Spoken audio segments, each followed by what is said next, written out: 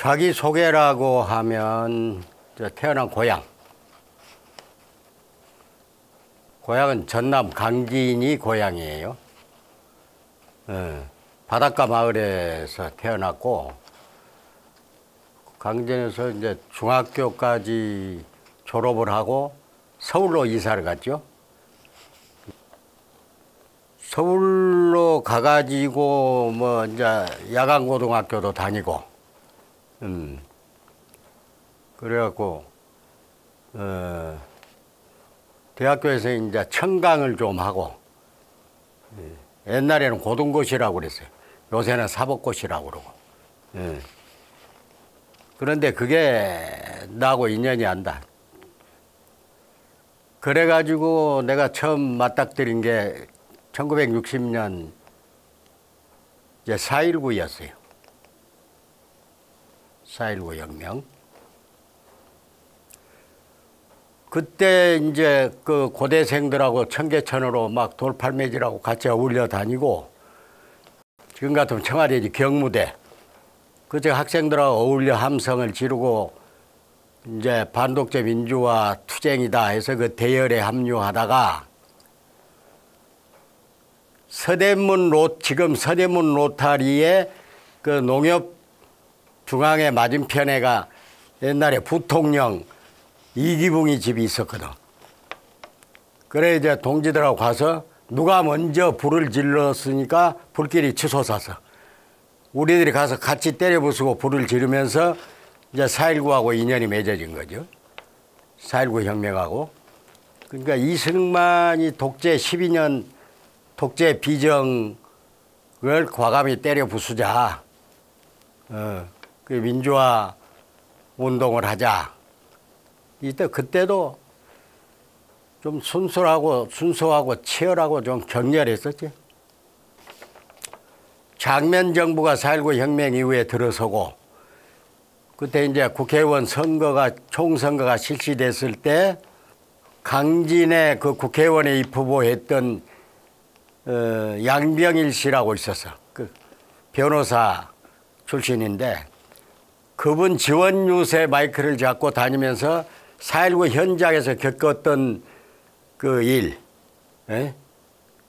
그 아주 그 피비린내 나는 그런 살육작전, 그런 걸 생생하게 증언하면서 마이크 잡고 다니면서 양병일 국회의원도 당선시켜봤고, 그렇게 해서 이제 그 역사의식에 눈을 뜨면서 거기다 몸을 던지다 보니까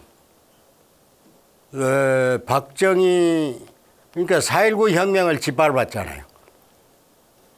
그래서 그 4.19 혁명을 5.16 쿠데타라고 짓밟고 4.19 혁명의 거룩한 피를 더럽히고 학살한 게 박정희 군부 파쇼 정부였단 말이에요. 근데 일본 천황한테 충성을 맹세하고 혈서를 쓰고 박정희가 뼛속까지 친일파였다. 다 알려진 사실인데, 저 만주 군관학교를 다녔어 또 박정희가. 그리고 독립군 잡으러 다녔단 말이에요. 그때 김구 선생 비서하셨던 장준하 선생님은 항일 독립 무장 투쟁을 하고 김구 선생 밑에서 미군 그 첩보부대 OS에서 활동을 하고 할 때 박정희의 과거를 너무 잘 알아. 그러니까 이제 8.15 해방이 되고 김구 선생이랑 귀국을 하셔가지고 끈덕지게 박정희 독재에 대한 항거와 비판을 장준하 선생이 해오신 거예요. 그리고 유명한 말이 두 가지인데, 하나는 어떠한 형태의 통일도 좋다. 남북 통일이 우리 역사의 지상명령이다. 또 하나는 대한민국 국민이라면 그 누구라도 대통령이 될 수가 있으나 친일파, 뼛속까지 친일파 박정희만은 안 된다. 그리고 박정희의 독재 실정 이걸 폭로하고 다니니까 이름을 2번이나 바꿨잖아요. 박정희가 창씨 개명을 해, 일본말로. 그게 다카키 마사오였다고. 그 골수까지 친일파였다고 그애가. 근데 장준하 선생은 그 위대한 민족주의자니 항일 독립 투쟁을 하셨으니까 독립군 장교 대위까지 하셨지만 그러니까 박정희가 자기 정적 장준하가 제일 무서운 거예요. 이걸 제거하려고 음모를 꾸미고 하다가 결국은 1985년 8월 17일 날 경기도 약사번 계곡 그 가파른 한 80m의 수직 절벽에서 그 암살해버린 거예요. 근데 밀어틀어 가지고 80m 절벽에서 추락했다는 사람이 수직으로 안경도 그대로 끼어있고 안 깨지고 그러니까 이제 그 부근에서 죽여가지고 그 폭포 밑에다가 눕혀놓은 그런 식의 결론이요. 그러니까 그 내용을 동아일보 의정부 기자가 폭로를 하니까 기자 잡아다 중앙정보부에서 고문하고 그랬잖아요. 그때 아주 살벌했을 때요. 예? 신문에 바른 소리 하나 제대로 못 낼 때란 말이에요. 그렇게 억울하게 돌아가셨대요.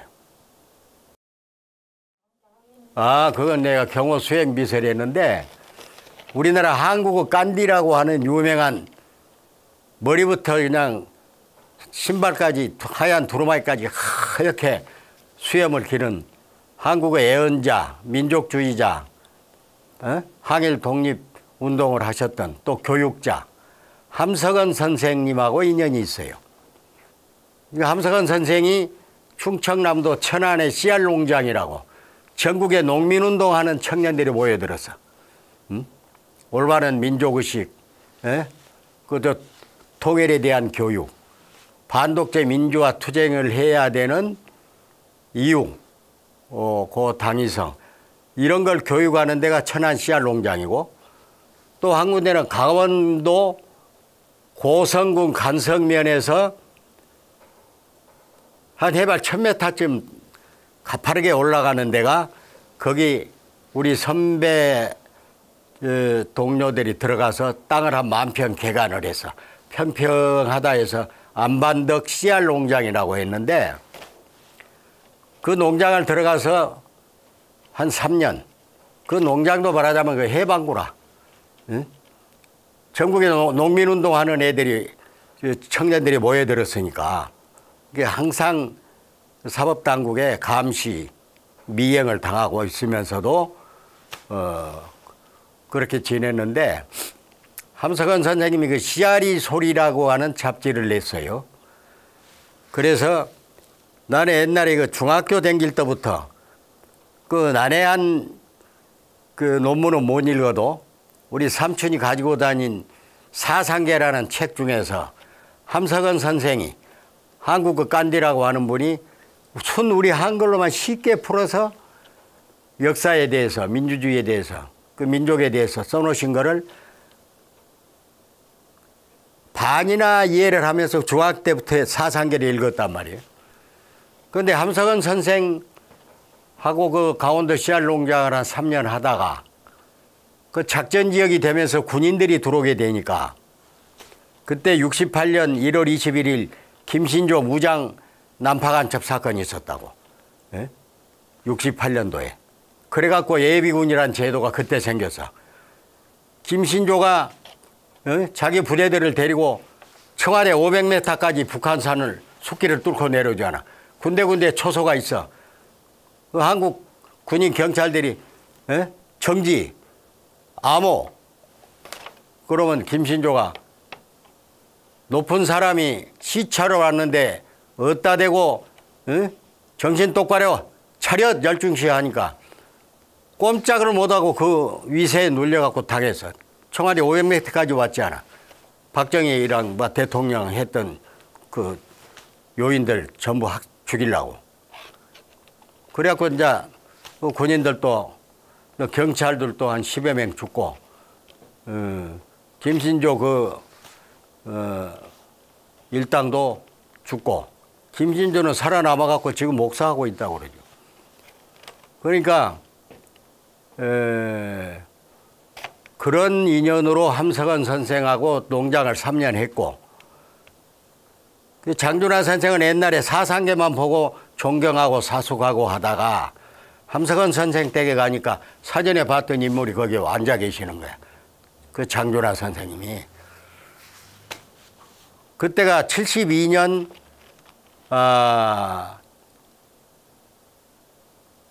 그 가을이었던 것 같아. 그러니까 73년 2월 27일 날 2.27 국회의원 총선거가 있었어. 장준하 선생이 동대문 을구에 입후보를 하셨어요.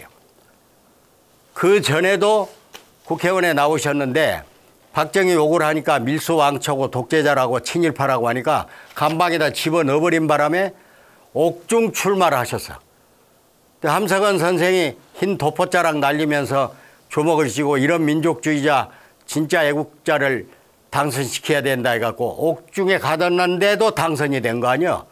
동대문 을구가 역사적인 선거구예요.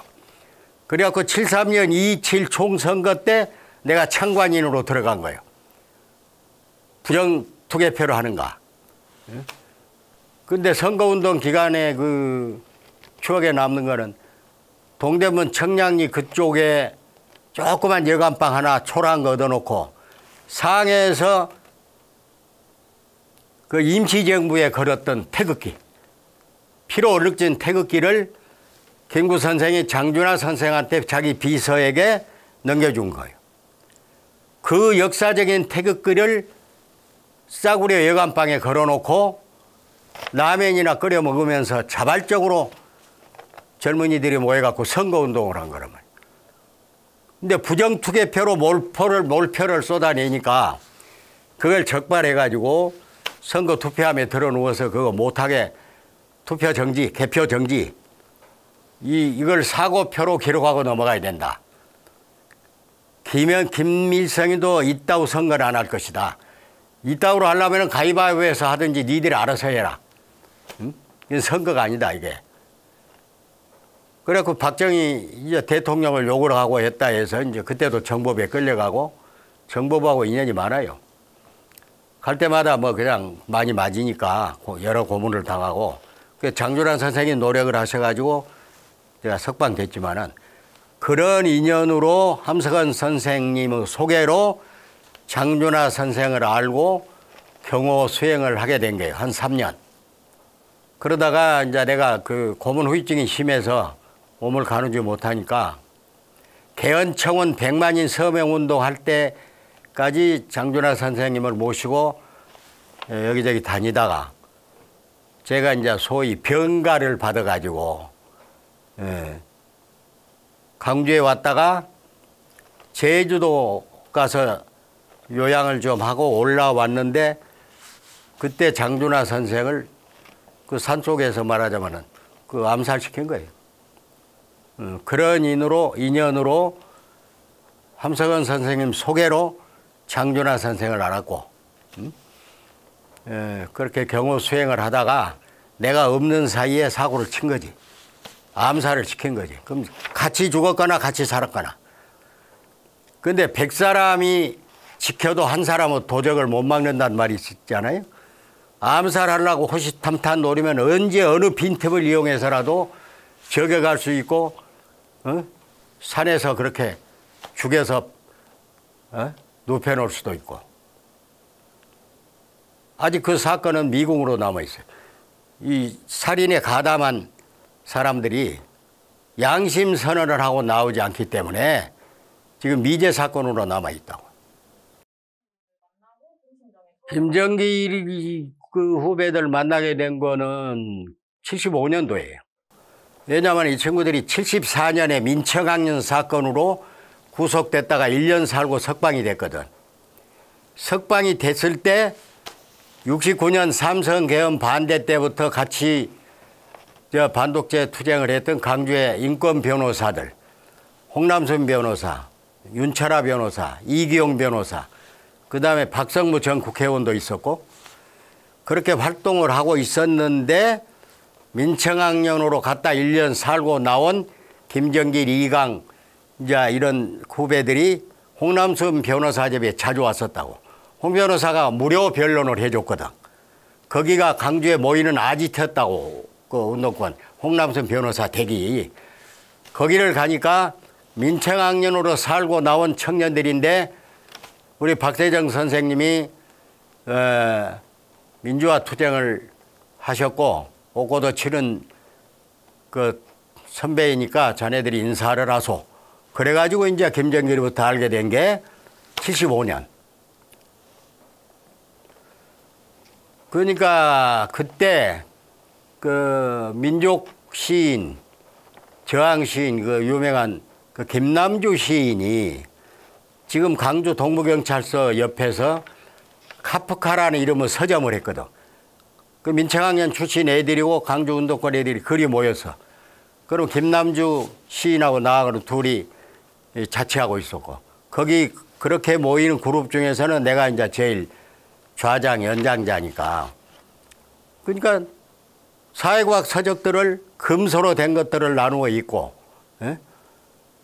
그러니까 어떻게 우리가 이 독재 정권을 종식시킬 것인가, 예? 그런 데 대해서 사회과학 서적을 읽고 토론하고. 그런데 형사들이 항상 미행을 한다고. 밖에 서 있기도 하고 뒤따라오기도 하고 미행을 하니까 서점이 안 되니까 그거를 이제 문 닫아버리고 그러면 모일 비밀 아지트를 하나 만들자. 근데 김정길 군이 사는 봉선동에 뒤에 야산이 있는데 그 전시 제각인데 김정길 군 할아버지가 그 제각이고 산을 관리를 해줬어. 산지기로.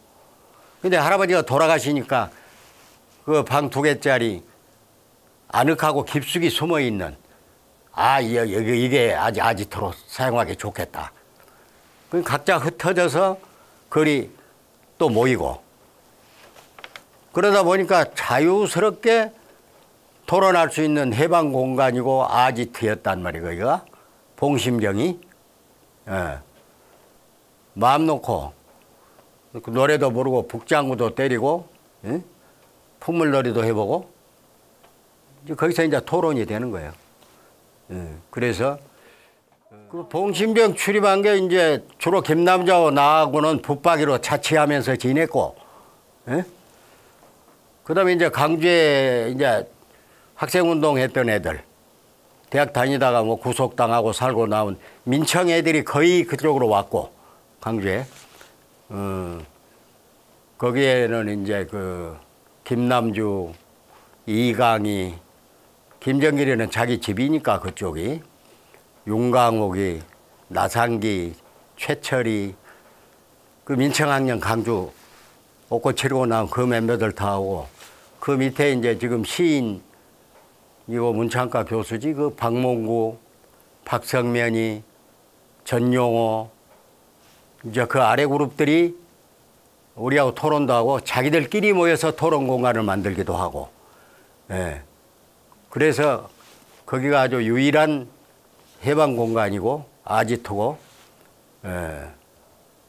그래 봉심정이 그런 역사적 의미를 갖고 있는데, 토론 내용이라는 게 이제 아까 얘기하는 건 이제 프란츠 파농의 이제 폭력혁명운동, 체게바라든가 짓밟힌 그런 민중들이 결국은 폭력혁명을 통해서밖에는 때려 엎을 수밖에 없다. 그러니까 강원파가 있었지. 그래서 요령껏 전술적으로 지나치게 강하게 나가면 안 된다. 강원파가 이제 격렬하게 토론도 하고. 그 나는 이제 폭력혁명론 쪽이지. 무장투쟁을 주장하는 쪽이었단 말이야. 그러니까 장준하 선생님도 내가 강주 내려오면 지산동에 그 태권도 청년관회가 있었는데 그 관장은 나하고 결의행제로 매려갖고 태권도 사범들을 내가 이제 불무도라든가 이런 걸 통해서 지도도 하고, 그러니까 그 사범 중에서 몸이 빠르고 날렵하고 단수가 높은 애들을 한 3명을 뽑아서 산악훈련을 했다고. 무장투쟁을 하기 위한. 그때 장준하 선생이 하신 말씀은 우리 대한민국 같은 지형 지물에서도 게리라 훈련이 가능합니까? 예? 게리라 활동이 준비는 해놔야 된다. 그러니까 OSS 무장투쟁을 하셨던 분이니까 김구 선생이 이제 밑에서 그래갖고 나하고 의투합이 된 거예요. 그러니까 폭력혁명론 쪽에도 힘을 실어주신 게 장준하 선생. 함석헌 선생은 절대 평화주의고 간디식인 무저항의 저항. 그걸 통해서 상대방을 감화시키고 바르게 잡아나가야 된다. 5.18 때 5.18 전에 강주로 왔다가 강주 도암동에 그 윤광옥이 집에서 그 강주 민청 애들이 많이 모였다고. 형사들도 감시하고 늘 따라붙고. 거기가 있다가 이제 5.18이 터지려고 하는 그 조짐이 보이기 시작하잖아. 그러니까 도청 앞에서 민주성회가 열리고, 응? 각 대학생들이 횃불을 들고 행진을 하고, 그때 같이 행진하고 그랬거든. 그러다가 5월 18일 5.18이 터지잖아요. 찌르고 치고 받고 이제 하는 과정에서 그 현장을 뛰어다니다가 이거를 윤광옥이하고 나하고 만나가지고 그 윤광옥이가 형님은 빨리 강주를 벗어나서 이 시민을 대학살극으로 벌리기 시작하는데 요 참상을 외부에다 알려주는 역할을 해 주시오. 그래갖고 치고받고 찌르고 하는 이제 그런 장면들을 목격을 하고 서울로 올라와가지고 이제 고영아나 이런 애들이 그 연대 의대 다니다가 그 대모 주동했다고 잘리고 그랬거든. 거기도 고영아도 일고 출신이지. 그 애들이 서울에 모여 있어. 그리고 강주에서 일어나는 정보를 취합하고 있더라고. 그 정보를 총 수집을 해가지고 서울에다가 참상을 알리는 유인물을 뿌리고 빌딩 위에 올라가서 내 친구 그 권술용이라고 데리고 그렇게 뿌리고 다녔어. 그러다 대전에 가다 뿌리고 내가 아는 그 스님 절에 있으면서 대전의 요소에서다 뿌리고 다니고 그러고 부산을 가가지고 나 때문에 5.18까지 2번 옥고를 치르고 고문을 당한 양성철 사범이 부산에 가 있었다고. 미륜건설에. 그러면 건설 그 회사의 등사판을 손으로 한 장 한 장 밀어 그때는. 응? 강주 참상을 알리는 글을 부산 시민에게 다 알려야 된다. 하루에 2, 3천 장씩 밀어가지고 시내버스를 타면 그 앞으로 타면 그 위에 지붕 뚜껑이 있다고. 뚜껑을 열어놔. 그러면 바람이 통하게. 그럼 앞으로 타갖고 몇백 장을 올려놓는다고. 그래서 차가 출발하려면은 뒷문으로 스톱하고 뛰어내려. 그럼 차가 달리면서 막 날려. 한 일주일을 그렇게 뿌리고 다닌 거야. 그러니까 이제 짭새 소위 형사들은 이제 그 유인물 뿌린 이제 주범을 잡으려고 혈안이 돼 있었는데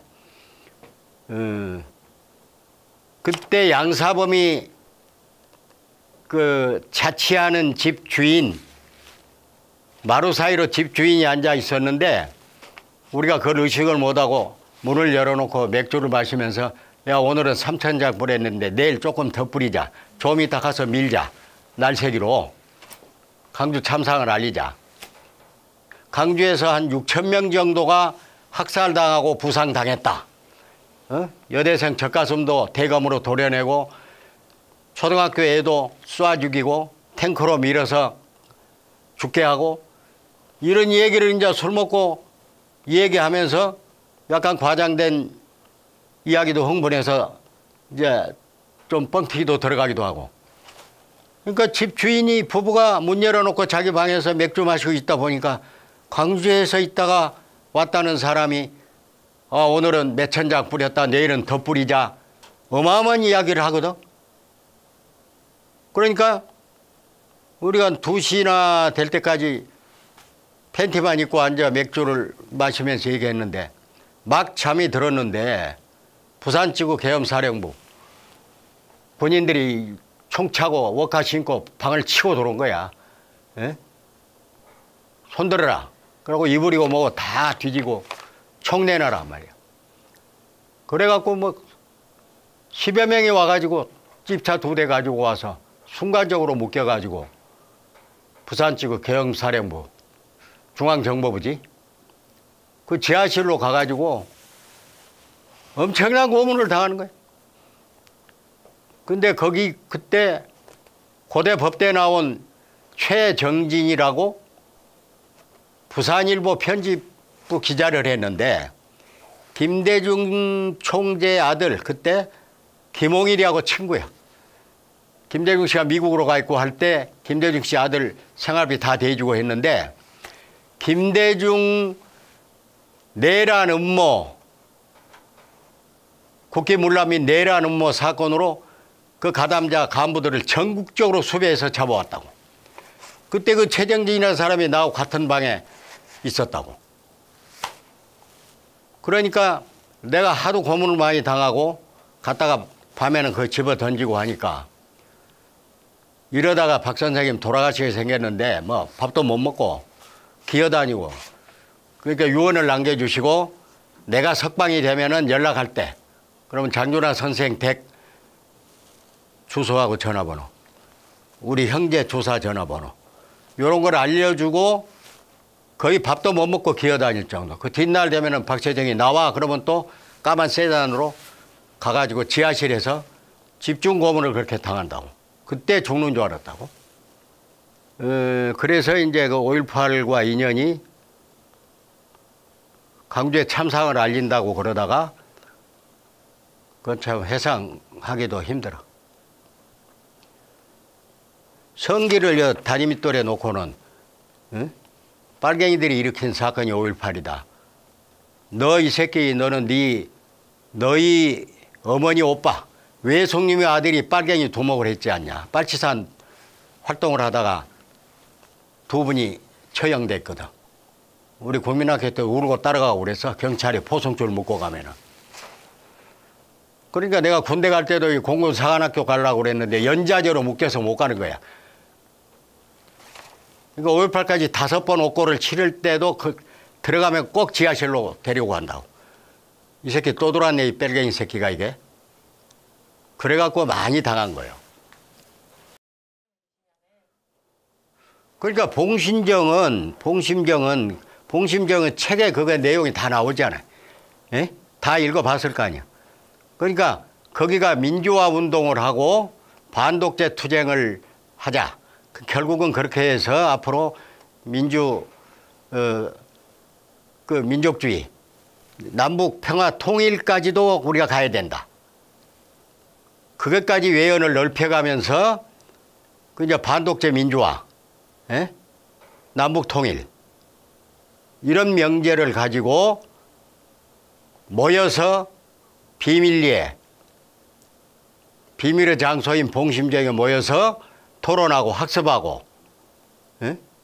후배들에게 학습도 시키고 그런 데 관한 책들을 읽게 하고 예? 사회과학에 관한 책들 또 폭력혁명론에 대한 대화 토론도 하고 거기서 강홍파로 날리기도 하고 나는 강경파로 들어가고 기질이 그러니까 그런 성격을 가지고 모였다 그 말이에요. 거기가 민주주의를 지키기 위한 그 아지트고 중요한 그 모임의 장소였다. 역사적인 장소였다. 광주에서. 광주에서는 소위 중추적 역할을 한 민청학령을 중심으로 한 기타 옥고를 치른 민주화 인사들이 거기 집중해서 모이고 토론했던 공간이기 때문에 역사적 의의가 크고 그 일이 있을 수 있도록 지탱할 수 있도록 돌봐준 분이 김정길 군의 어머님이셨다. 아주 위대한 분이. 일요일이 되면 큰 그 새솥, 밥을 세 솥까지 해내. 거기 모인 자기 아들의 친구, 선후배. 자기가 볼 때는 어머니가 전부 진역쟁이들이요. 응? 나라를 위해서 정의롭게 좋은 일을 하는 놈들이다. 그런데 왜 잡아가냐, 우리 아들부터. 응? 그러니까 그 어머니 말에 원시적인 의미의 그 정의감이란 게 있다고. 일자무식인 농민들도 옳고 그런 걸 판단하잖아. 이건 정이고 불이다. 이건 선이고 악이다. 예? 그런 생각이 아주 누구보다 강한 분이야. 그러니까 불평 한마디 없이 김정길 어머니 장매남 여사는, 그 어머님은 우리 그 통일운동을 꿈꾸고 통일운동을 하고 반독재 민주화 투쟁을 하기 위해서 거기 모인 그 젊은이들, 그 젊은이들이 어머님 노릇을 하신 거예요. 절대 뭐 그 못마땅한 기색이 없이 흔쾌히 계속 밥을 삶아 댔다고. 그 살림은 아주 어려웠다고. 야채 같은 거 갖고 가지고 이고 남강주 시장에 가서 팔고 갔다 오고, 그러다가 거기 모인 사람들 누가 아프다. 그러면 나 같은 경우는 뭐 어떻게 피가래가 나오고 그러니까 오리가 좋다 해가지고 오리를 잡아서 또 피를 막 밥그릇에 담아갖고 가서 먹으래. 이거 먹으면 좋다. 응? 또 누가 또 건강에 안 좋다 그러면은 또 뱀을 잡아갖고, 그때 산이었으니까 뱀을 갖다 먹이기도 하고. 내가 강경화로 이제 술을 소주로 2대를 안주도 없이 그냥 소금 찍어 먹다시피 하루에 2대씩 벌컥벌컥 마시다 보니까 강경화로 배 물이 차갖고 이제 얼마 못 산다 이랬어요. 그러면 조선호박에다 미꾸라지를 넣어가지고 황토를 바르고 한 2박 3일을 밭에서 완겹불을 피워 올려가지고 그 구워서 짜서 먹으면 낫는다고 해서 그거 짜서 먹고 내가 좋아지니까. 윤광욱이나 그 운동권 애들, 자기 아들 친구나 후배들이 건강이 안 좋으면 팔을 걷어붙이고 당시 이고 나가서 채소라도 팔아서 약을 갖다가 주고 먹이고, 그 2박 3일 조선호박을 완겹불로 굽는데 불 꺼지면 안 된다고 잠을 안 자고 지키고 했던 전형적인 우리들의 저 위대한 그 어머니다. 그 민주주의를 지키기 위해서 반독재 투쟁하기 위해서 모이고 희생하고 고문당하고 끌려가고 징역 살고 하는. 근데 김정길이가 강주경찰서로 끌려간 적이 있었어. 그때 이 어머니가 각 경찰서마다 다 돌아다니면서 마이크보다 더 큰 목소리로 주먹을 쥐고 외치는. 내 아들 김정길이 이 경찰서 여기 잡아다 놨냐? 우리는 안 잡아놨습니다. 그래갖고 서강주 경찰서인가? 거기 가서 소리소리 이제 정길이가 철창 안에 갇혀 있다 보니까 어머니 목소리가 들려. 내 아들 내놔라. 어? 독재자 물러가라고 어? 젊은 학생들이 데모하면은 잡아다가 고문하고 어? 내 아들 풀어내라고 악을 쓰고 다니. 진짜 민주투사여 김정길 어머니가. 어? 그런 어머니 상들이 있잖아요. 어? 이한열 역사 어머니라든가 어?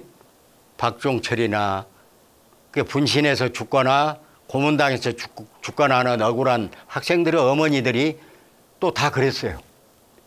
그런데 강주에서는 대표적으로 최철 어머니도 많이 헌신을 해 주셨지만은 김정길 군 어머니 장매남 여사의 그 아주 그 치열하고 상상을 초월하는 그런 헌신, 뒷바라지, 그래서 김정길 군 말 들어보니까 어떤 목사가 그랬다고 그래. 정길이 어머님은 우리 조선의 어머니라고 명명을 해야 될 것 같다. 예? 우리 조선의 어머니들이 그랬잖아요.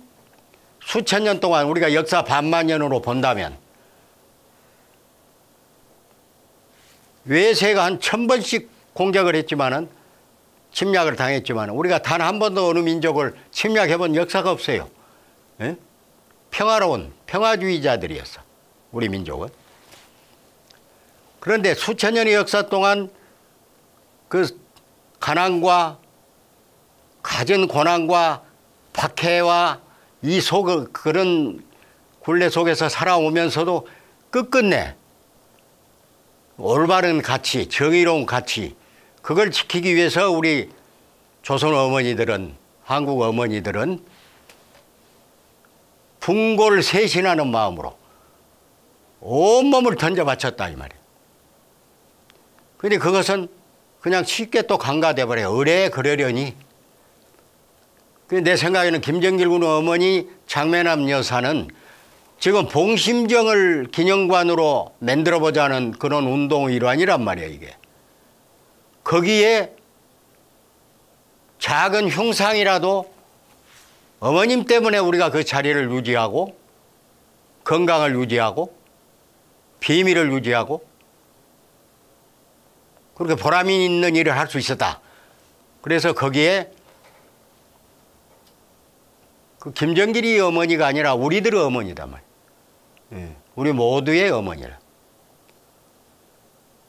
거기에 흉상이라도 작게라도 갖다 놓고 그 사연을 거기다가 묘비명으로 써 넣어야 된다. 난 그걸 주장하고 있는 사람이야. 반드시 그렇게 해라. 김남주하고 나하고 거기서 좌장으로 있으면서 주로 학습시키고 그렇게 지냈지만은 그 김정길 군 의견은 김남주하고 나의 흉상을 거기다가 하는 그런 형식적인 할 생각하지 마라. 어머니 상을 거기다 갖다 놔야 돼. 어머니 동상을 조그맣게 해서. 어머니가 이렇게 헌신했다. 그 봉심정의 역사, 응? 거기에서 공부하고 학습하고 운동했던 내용들은 그대로 조명하되 그것을 반드시 해야 된다. 그러니까 어머니는 쉽게 간과해버려. 몸이 아프셔서 돌아가시기 전까지 서울에서 그 딸 부축받으면서 살았을 때도 나도 건강이 안 좋고 그러니까 자꾸 산속에 들어가고 산속에 토굴이나 절이나 이런 데서 약초나 캐 먹고 이렇게 살아왔지만은 나도 그거 못 가봤다고. 그럼 훌륭한 어머니를 잊고 있었다 이 말이야. 그래서 그 죄인이다 하는 느낌이 있어요. 에? 그래서는 안 되죠. 그런 걸 드러내야 된다고. 그 동생 김정순이도 어머니 뜻을 받들어서 정말 열심히 장작불 지피고 밥하고 나르고 그 어머니하고 그 여동생의 헌신이 있었기에 우리가 거기에서 그렇게 모이고 결사하고 응? 토론하고 학습하고 그런 또 충전을 해가지고 다시 나가서 싸울 수 있도록 해준 잊을 수 없는 장소가 봉심정이다.